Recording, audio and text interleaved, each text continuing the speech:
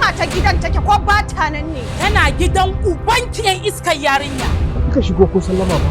Lallai kuwa zaki tabbatar da cewa ni yar iska ce tantiriya daga ranar da na haɗa shimfiɗa da mutum. Ƙarya kike ƴan hau ƙaramar ƴan balaja'u. Daga ta Hafsa, to ke a tunanin ki wannan hargagin da kike min abin da na niyya zan fasa ne. Mijin Kawata. Bajinta Resources Nigeria Limited brings you another tear-shedding web series. Sabon kawo muku katattun shirye-shirye musamman shekarar 2024 da muke ciki. Sabon shiri ne da suka kawo muku wanda za su gwangwaje domin fitan muku da zare da abawarsa domin kuwa inda ake zaton wuta a makera sai aka ganta a masaka. Me makomar zamar bautar da nake maka? Kinga abinda kike tunani ba haka bane. Kai ma ka san baka mun adalci ba. Gaskiya san aikata kuskure. Wai dama tuntuni ba a huce wajen nan ba. Nan gaba kaɗan auren mu zai haramta. Kin san wannan lamarin ba karamin mamaki ya faru.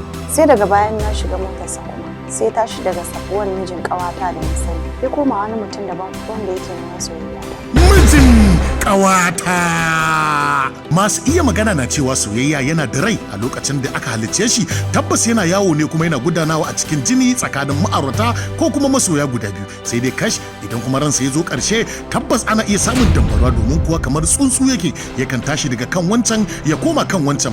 Ya za ki shigo har cikin gidanmu ki zo ki ringa gaya mana irin wannan banzayen maganganun. Wai da shin wai me ma yake faruwa? Ke tsohuwa, ke da yarki kuna neman jefa kanku ga masifa da bala'i.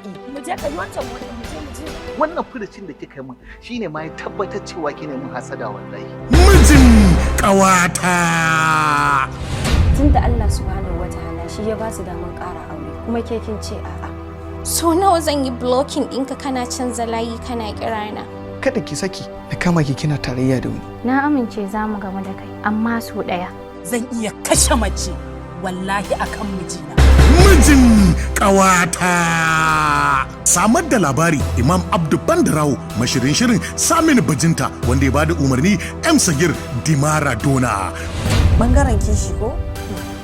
Wallahi ilimi na bacewa yake zama jahila. Hankali na gushewa yake in zama mahaukaciya. Sannan idanuwa na rufewa suke in zama makauniya. Haka zalika kunnuwa na toshewa suke yi in zama kurma. Mijin Kawata. Ku subscribe ku danna mana karawa a YouTube channel mai suna Bajinta Hausa TV. A nan ne kadai wannan shirin zai fara zo muku. Duk ranar Lahadi da misalin karfe 8 na dare. Mijin Kawata. Mijin Kawata.